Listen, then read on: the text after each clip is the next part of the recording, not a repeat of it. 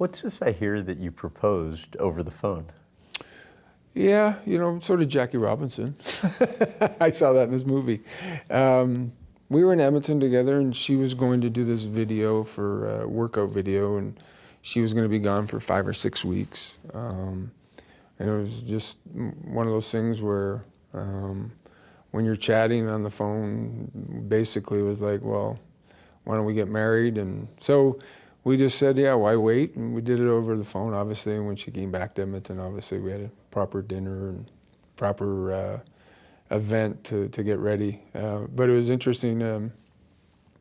I had really not told anybody, and I told one of my teammates one night, and one of the waiters, I guess, overheard it. And it was the next morning, it was on the news, and I said, oh my God, how did this get on the news? And you could call into the radio station for the biggest tip of the day or the biggest tip of the month, and this guy won. I said, I hope you win tip of the year. It's worth it. So anyway, that's kind of how it leaked out. We didn't plan on it leaking out till she got back, but it happened. How true is it that, something like 10,000 people were outside the chapel in which Well, first you got of all, married? you got to understand, it's a huge hockey city. It's a huge sports city.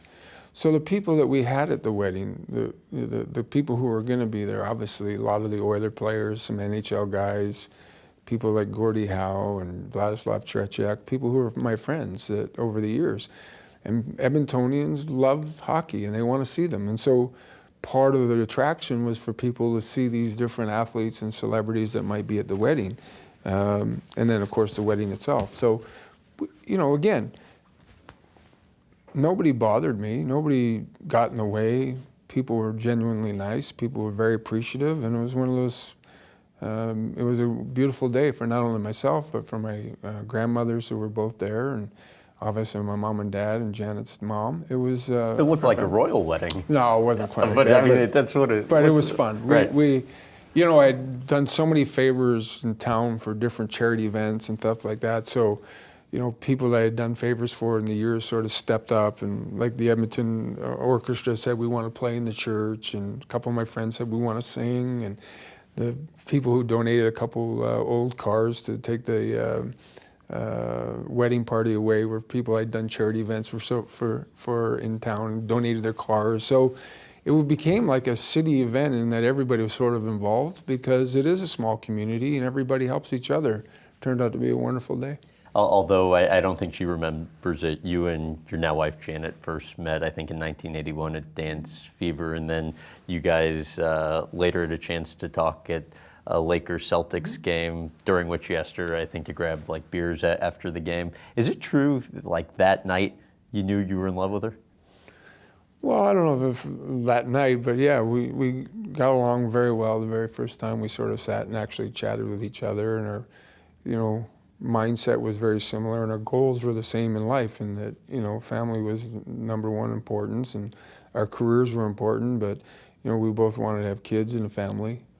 So when you start off a night where you're both on the same page, obviously it makes life that much more simple.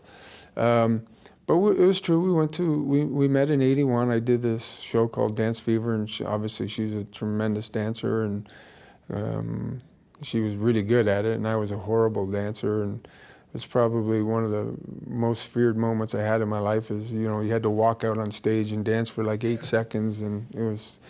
She one time asked me what happens to my rhythm when I take my skates off, and I said I really don't know. But so how'd you do? I did awful, but and then you were to judge these kids who were dancing. And of course, I was going to give every one of them a 10, no matter what, because I don't know anything about dancing. So I did. I think I gave everybody a 10. But that's when we first met, and then over the years, I think we ran into each other a couple of times at different charity events, and then. We went to the Lakers-Celtic game. We were both big basketball fans in the sense that we loved watching the Celtic-Laker final like everyone else, and we just happened to be at the same game. She was with a friend, and I was with Alan Thicke, and we ended up going for a bite to eat after, and the rest is history.